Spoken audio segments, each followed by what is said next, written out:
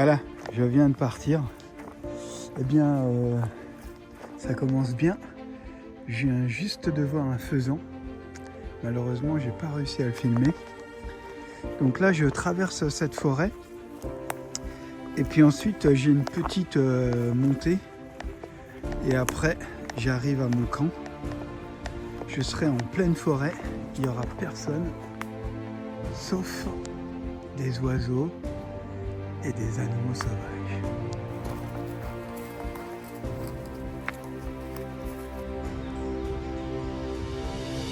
Là déjà on entend 3 sortes d'oiseaux différents. Alors je connais que les noms japonais. Donc on a Soushicho, Uguis et Mejiro.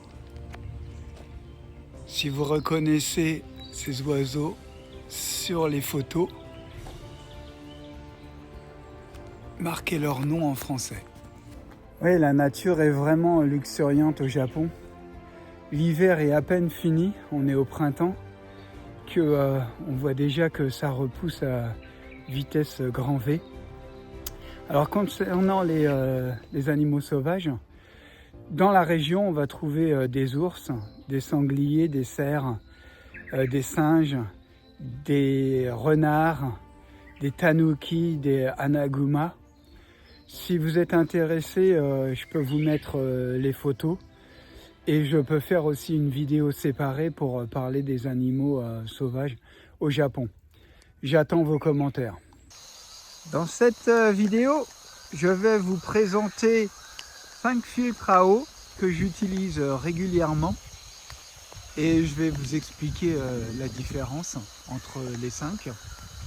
Ensuite, j'aimerais parler un peu bushcraft. Donc on va utiliser un peu le vocabulaire qui est en abrégé afin de vous expliquer ce que ça veut dire si vous n'êtes pas encore au courant. Ce week-end, je suis à Izu, à 140 km de Tokyo, en pleine campagne japonaise. Le ciel est gris, il a plu toute la nuit. Il fait 12 degrés, pas très chaud. Mais c'est pas grave, là je viens passer une nuit essentiellement pour faire du bushcraft. Alors moi c'est Steph, j'habite au Japon depuis 30 ans et sur ma chaîne vous allez découvrir un autre Japon. Alors si ça vous intéresse, n'hésitez pas à vous abonner. Si la vidéo vous plaît, eh bien likez-la. Et je fais une vidéo par semaine. Alors si vous êtes intéressé, mettez les notifications en marche.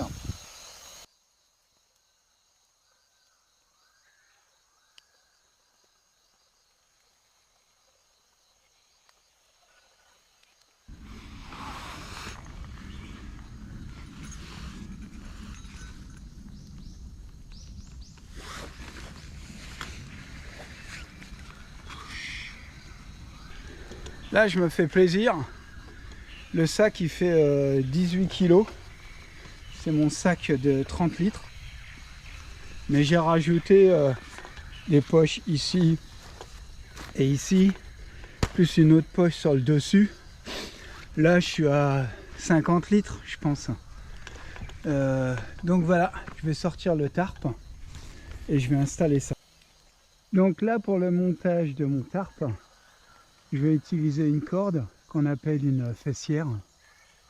De l'autre côté, je vais utiliser le nœud du pendu et je passerai un morceau de bois à l'intérieur afin que celui-ci ne se ferme pas complètement et que ce soit ensuite difficile à ouvrir. Donc de l'autre côté, j'ai juste passé à l'intérieur et j'ai mis un bout de bois pour fermer. Et je tire très fort et je fais 2 tours pour être sûr qu'elle ne se détende pas. Voilà.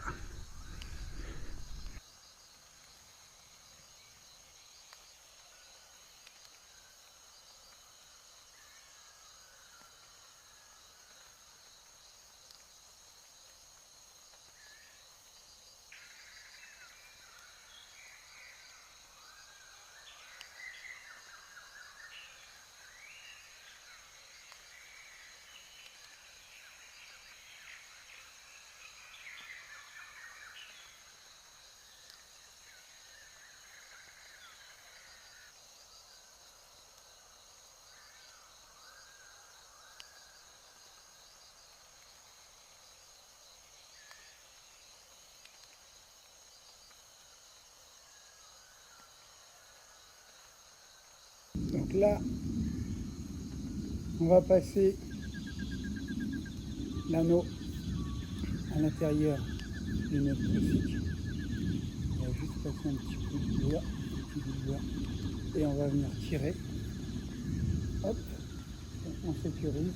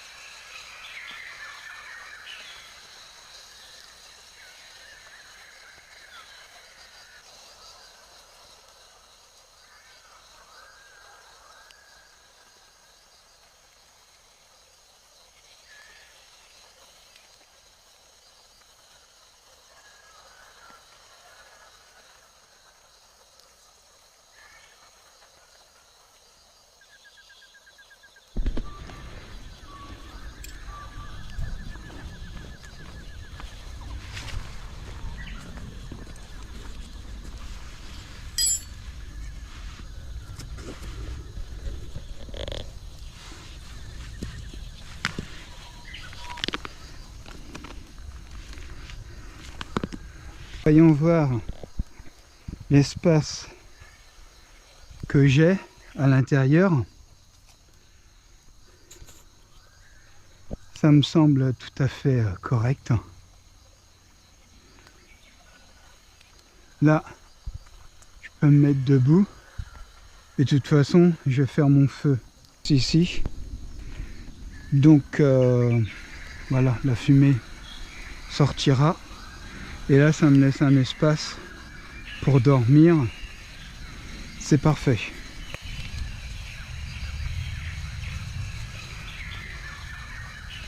Ça part comme ça, hein. Donc la tête, ça va être par là.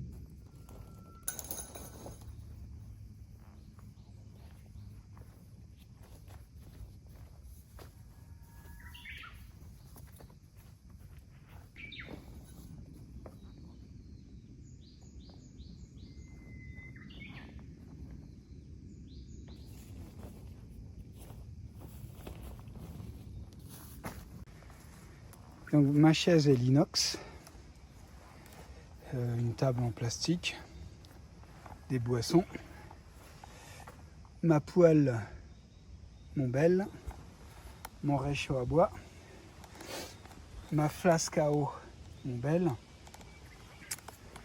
Voilà, le tarp est installé. Ben là, il y a un arbre mort. C'est celui-là que je vais utiliser pour faire mon feu de bois.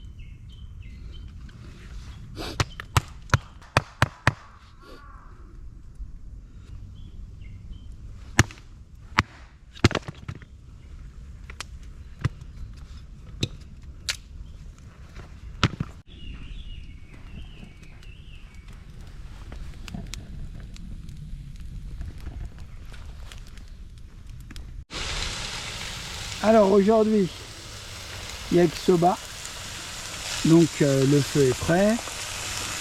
On fait cuire la viande de porc.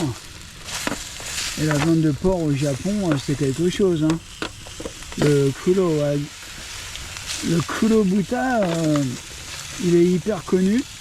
Tout le monde connaît le wagyu, le kobe-gyu, etc. Mais le buta, c'est quelque chose. C'est ça qu'il faut manger. Et c'est ça qui est bon.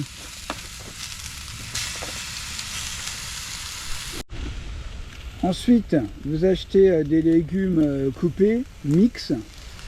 Voilà, il y a un peu de tout. Hein. Du chou chinois, des carottes, des negi, je sais pas comment on dit. Daikon, enfin c'est à peu près pareil, des légumes quoi, et on mélange avec la viande. Voilà. C'est l'heure de rajouter les soba, les pâtes au blé noir japonaises. Alors, yaki ça veut dire griller, donc on fait griller les pâtes dans de la viande et des légumes. Voilà, yakisoba. Et à la fin on rajoute une petite sauce maison. Ça fait toujours plaisir et c'est bon. C'est presque prêt, hein.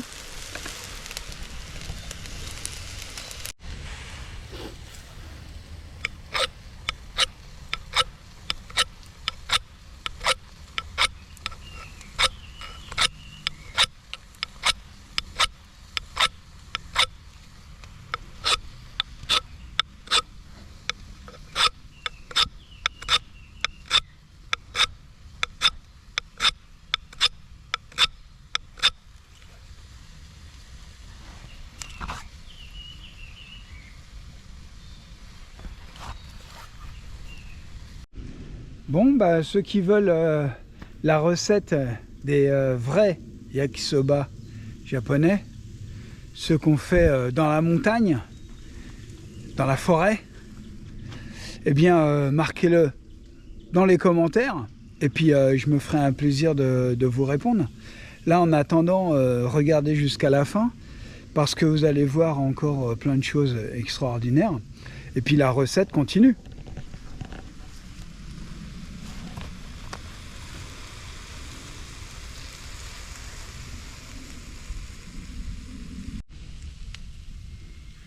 Voilà, sauce rajoutée, ça m'a l'air hyper bon. Et le feu arrive juste à sa fin, c'est parfait. Comme ça, je peux laisser le plat dessus et manger directement. Allez, on attaque. Allez, bon app.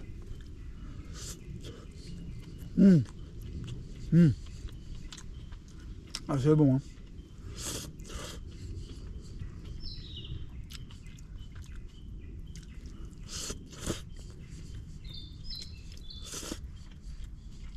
Un régal.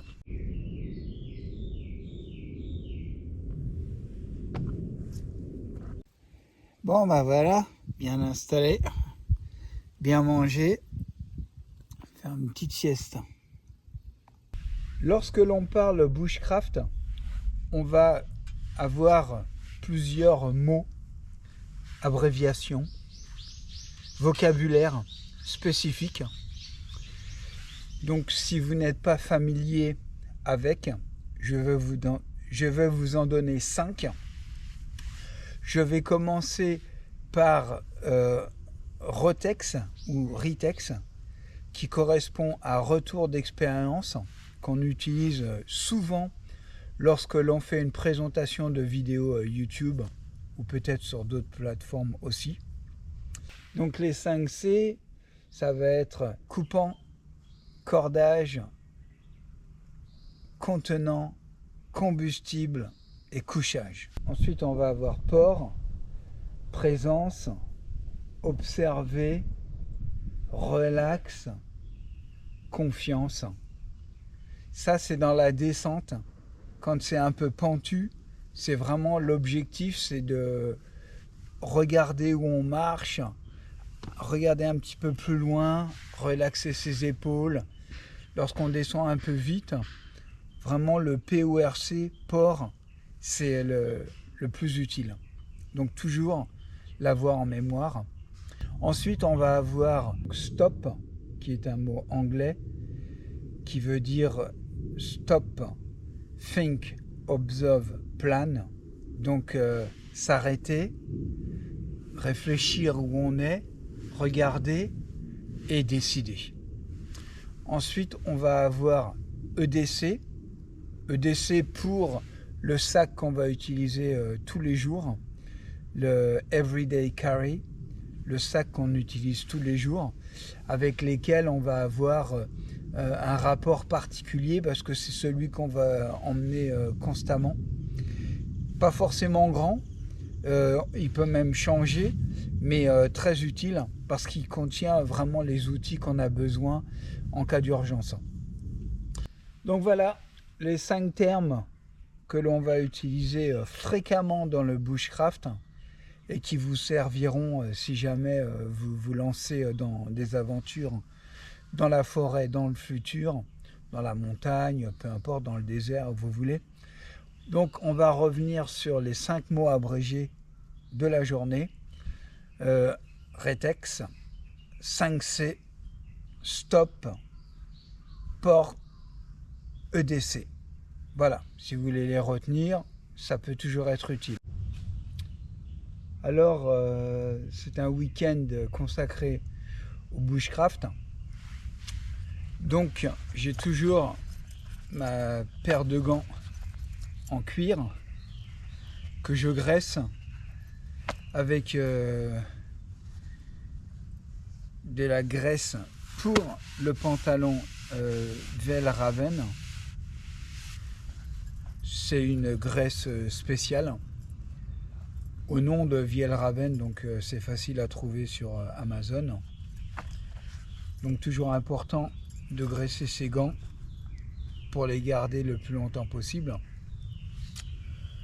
Donc mon couteau Duratec, marque américaine, qui marche vraiment bien. Et j'ai installé un Firesteel, une pierre à feu sur le côté avec un système de cordage, une émouture pleine. Donc là on peut faire du bâtonnage sans risquer de casser son couteau. Et là j'ai mis une Dragon. Très bon couteau. Maintenant c'est comme tout, il faut en prendre soin. Mon fameux aiguisoir Lansky qui marche vraiment bien. Si vous voulez plus d'informations, marquez-le dans les commentaires.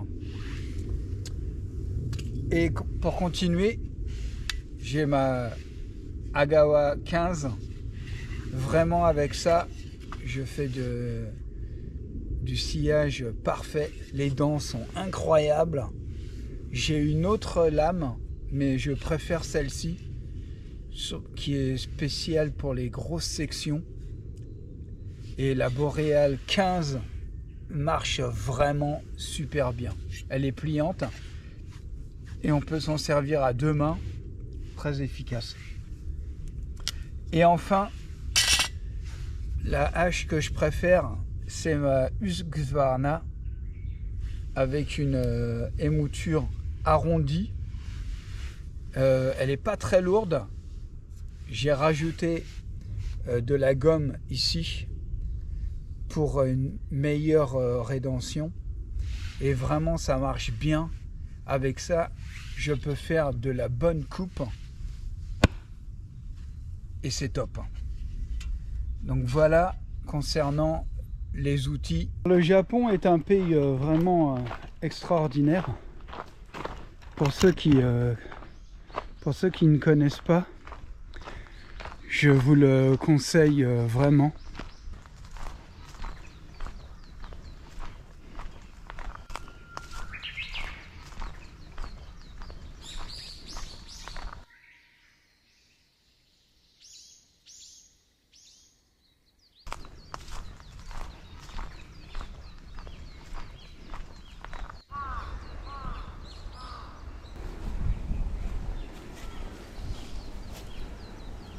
C'est beau, hein?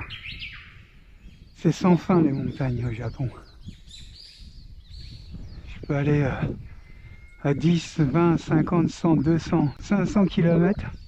Il y aura toujours des montagnes différentes. Incroyable.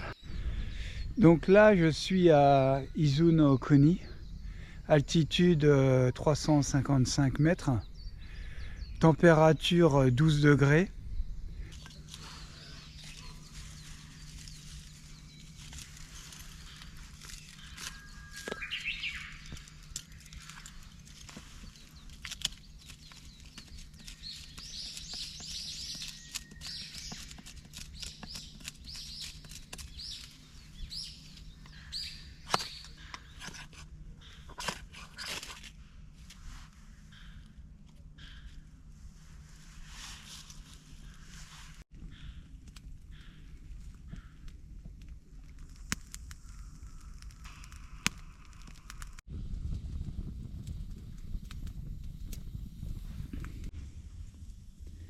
Allez, c'est parti pour le dîner. Un peu de shiitake, des œufs, du bacon, pommes de terre, oignons.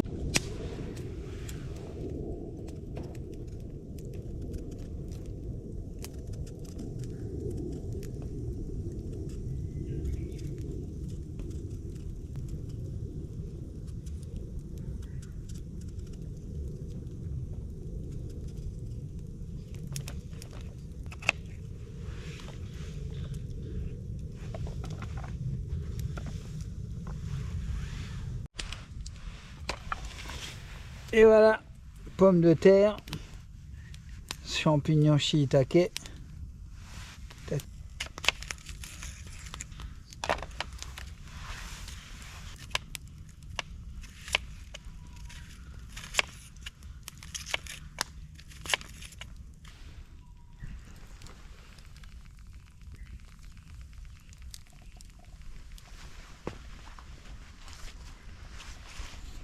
Allez, c'est presque prêt là.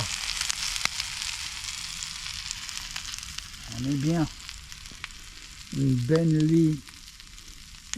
nuit à la belle étoile. On voit pas beaucoup d'étoiles, mais ça va le faire quand même.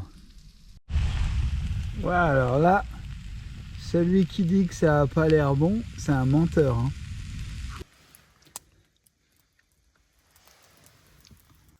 Waouh, c'est vraiment bon, hein.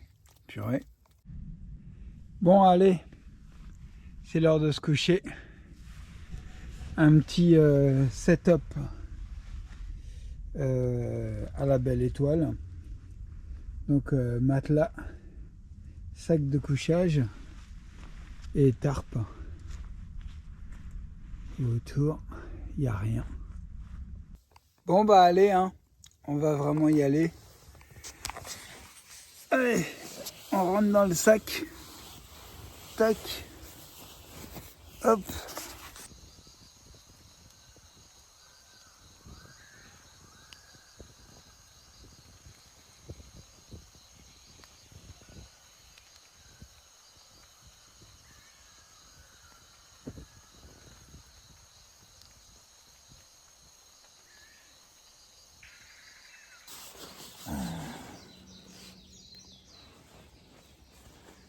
Bon voilà, c'était une bonne nuit. On est super bien dans ce matelas, dans ce duvet Monbel.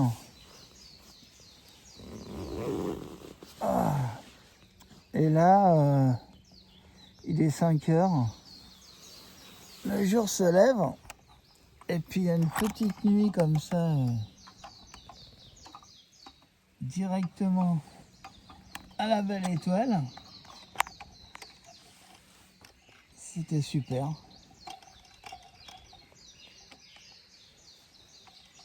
Ouais, j'ai même pas eu de bruit bizarre.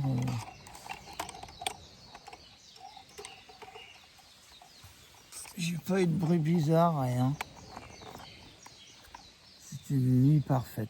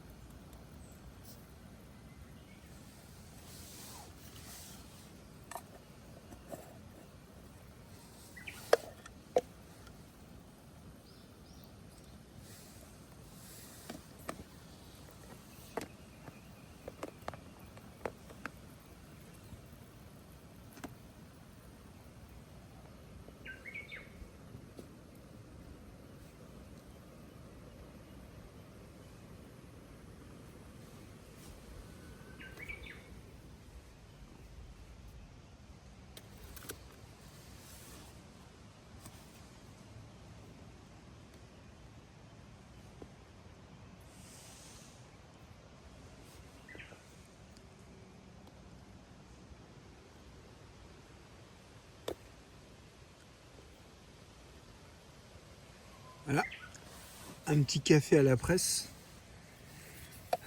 française, comme on dit, pour bien commencer la journée.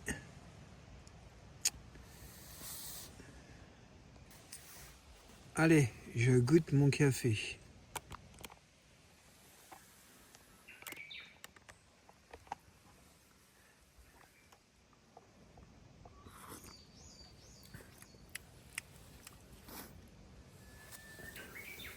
Alors là, cet arbre mort, il est magnifique parce que au sommet, il y a un trou parfait. C'est un nid, quoi. C'est dommage, je peux pas zoomer plus. Ça se trouve, il y a des petits oisillons dedans. Ouais, ça, c'est un pivert qui a fait ça. Incroyable. Alors voici les 5 filtres à eau que j'utilise régulièrement depuis plusieurs années. Ça, c'est le premier modèle que j'ai acheté il y a environ 6 ans. C'est le Sawyer Mini. Je suis absolument pas arrivé à sa limite. Ce qui est bien, c'est que en remettant de l'eau dans l'autre sens, on peut le nettoyer. Et ça, c'est un filtre qui est vraiment efficace. Là, évidemment, on ne voit pas de poche d'eau. Donc, il va falloir le mettre sur une poche dédiée. Celle-ci est assez grande, 1 litre. C'est la poche Flex Water Pack de chez Monbel. Ça se met, c'est spécial pour mettre sur le Sawyer. Ça marche vraiment bien et ça fait vraiment plusieurs années que je l'utilise. Je viens juste d'acheter la gourde Nock qui est faite aussi pour le Sawyer Mini. Je vous en parlerai plus tard dès que j'aurai commencé à l'utiliser. Ensuite, le deuxième filtre, c'est un filtre chinois. Bon, c'est une poche flasque molle, une flasque molle avec un filtre pour les impuretés. Donc 90% des impuretés sont gardées à l'intérieur. Mais en plus, en ouvrant le capuchon, on aperçoit un filtre au charbon, ce qui pousse bien les limites à 99,9%. Donc pour un filtre chinois que j'utilise aussi depuis plusieurs années, je peux vous assurer que ça fonctionne bien et c'est parmi les moins chers. Bon, on sait qu'ils vendent à perte, mais celui-ci fonctionne vraiment bien. J'ai la même chose chez Solomon avec la flasque Hydrapak, mais celui-ci a uniquement le filtre pour les 99%. Donc il manque un petit peu par contre sur celui-ci. Mais comme les sources d'eau au Japon sont sûres, du coup ça va. Je l'utilise aussi régulièrement et j'ai jamais eu de mal de ventre ou quoi que ce soit avec cette poche. Ça fonctionne bien. Maintenant, ça c'est un filtre Brita, c'est japonais, avec sa petite tasse. C'est pas mal, sauf que évidemment ça c'est plus pour de l'eau du robinet. Ici on va rajouter un filtre que j'ai pas mis aujourd'hui qui va permettre d'enlever des petites impuretés. Donc ça je le déconseille quand même pour du bushcraft. Par contre c'est souple, donc c'est vraiment intéressant. C'est très léger, donc du coup si on retire un peu tout, on va se retrouver avec une gourde vraiment légère. Et ça aussi, je l'utilise régulièrement. Et enfin, la dernière acquisition que j'ai faite, c'est la gourde Oko. Celle-ci est vraiment très efficace. Je m'en sers depuis quelques temps maintenant. La flasque est molle, mais pas aussi molle que les autres. Et le filtre peut se changer, ce qui est quand même très intéressant. Le filtre par lui-même est assez lourd, mais comme la gourde est légère, du coup, je m'en sers en poche frontale avec son petit mousqueton, ça marche très bien.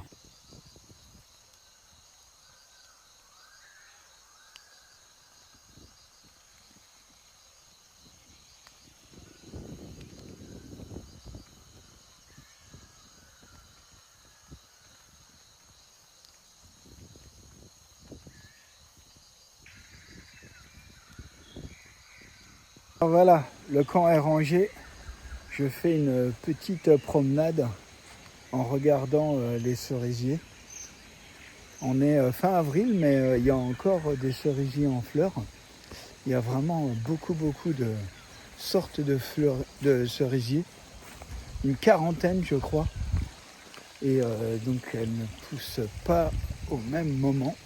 Les fleurs n'éclosent pas au même moment. Donc, c'est super. De février à mai, de février à mai, on peut profiter comme ça des cerisiers. C'est génial. Là, il est 7 heures. Je fais